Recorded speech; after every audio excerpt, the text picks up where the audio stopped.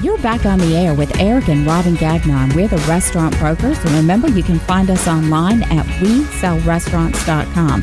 Take a moment, like us on our Facebook page at Facebook.com/WeSellRestaurants, or send us a tweet.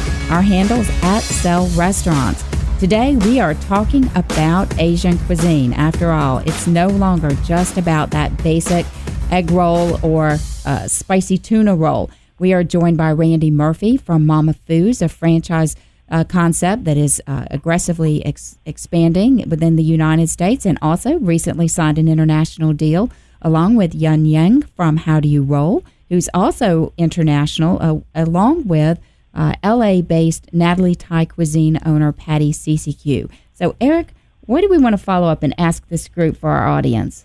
Well, as you know, I mean, Asian is great, it's healthy, there's guilty food, there's everything, but I believe there's more to that secret recipe than just the food and the freshness and the deliciousness of it. I'm sure there's other weapons, other things that are involved into their success, and I wonder if our guests would be willing to share some of that today as operator. Patty, you share to care a little bit if we start with you with the little secret? I think nowadays, it would be, the app, the online, the social network, because, I think that what I have seen so far, some people, they don't like to go out, they don't like to, using the phone, all you have to do is just pick up your phone and then, use the app and then just place an order. And those are one secret that nowadays I think the restaurant, they really, really need to have it. And I think everybody would agree with me on this. Good. Randy? Certainly, I absolutely agree with Patty. For Mama Fus, we know a lot about our customer, and our customer is very sophisticated. They're plugged in. They're very quick technology adopters and buyers of technology, buyers online. We've really enabled them in the same way. So being able to order online, in fact, 14% of every dollar we make comes in through an online channel. In addition to that, a mobile app to interface with our brand with everything from loyalty to ordering, looking for nutritional information or other information about the brand. And then if you actually come into the stores, and instead of having it delivered, if you actually eat in the store or do takeout, you'll notice digital menu boards, and that's critical as well, not only for the brand ambiance and seeing the digital nature of it, but also being able to deliver information and enrich content to that person while they're there really allows us to operate more efficiently. So, Yen, I've got to have you weigh in because I feel like your concept's really reinvented what fast casual Asian food is. So tell us how you're using technology and reaching these millennials who are eating up How Do You Roll? Yeah, I mean, technology is a big part of it. Obviously, we have somebody dedicated just to social media. The ideas around the app, we're building an app as well, too, which is launching later on here shortly. And then we've always had online ordering as part of that process. But I would say that one of the question was, what was the secret, to what we do?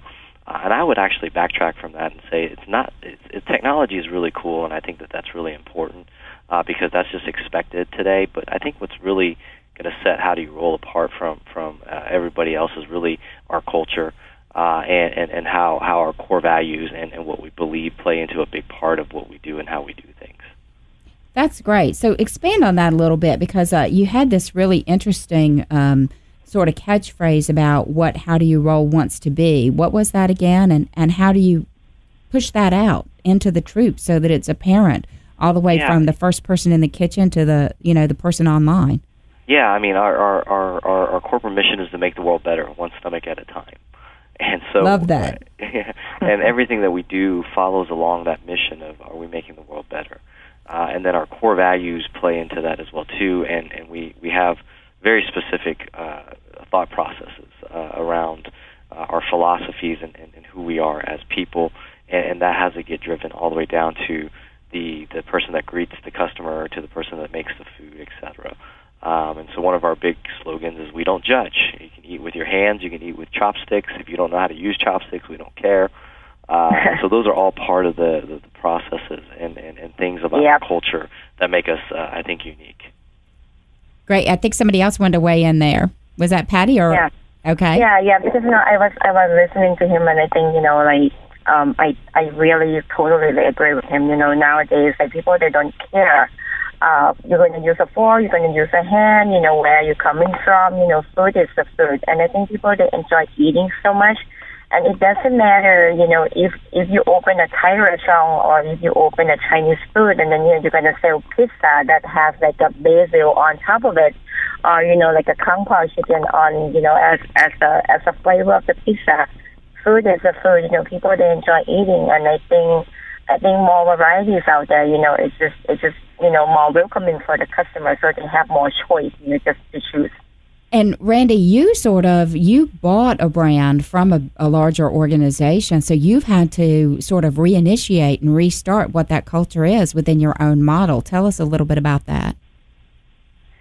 Yeah, that's exactly right. So quite a few years back when I was a franchisee, we had the opportunity to acquire the brand and kind of really start the franchising process ourselves, and we did that after we actually got the transaction part of it done. I had a crossroads. We needed to figure out how we wanted to put together the infrastructure, and a part of that is the people, or the biggest part of it is the people and really what they bring. And so I went out and I wanted to get one of the most experienced people out there that could help me grow it, and I was able to get the former COO of Carino's, Johnny Carino's, who helped build Carino's all over the world, and he's still here today and helping us grow, and he has done a fantastic job. He's a former Brinker guy back in the days as well, Stephen McManus, and he helped us really put together a culture of training and learning and mentoring that has been a big part of our success to date, and not only in the corporate side of what we do, so the stores that we own and operate, but also in the franchise side of the business.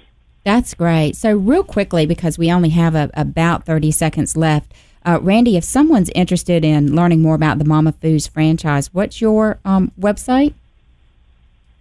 MamaFus.com. MamaFus.com. We got that. Okay. Yeah, and same thing, Yen, how about you? Ours is just simple, howdoyouroll.com. Yes, and it's a great website, by the way. And if you're in LA, you've got to make sure you check out Natalie Thai Cuisine. They have 2 locations in that area and can be found online as well. You have been listening to our discussion about Asian cuisine today with some really sharp guests from the industry. Remember, today's show is sponsored in part by Today's Restaurant, the food service industry newspaper, and one of our sponsors.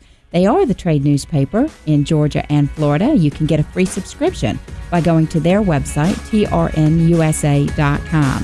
This is Eric and Robin Gagnon, the restaurant brokers. We have been talking to folks from How Do You Roll, also from Mama Fus and Natalie Thai Cuisine, as we satisfy your appetite for acquisition, feed the need for restaurant reality, and serve up a recipe for business success.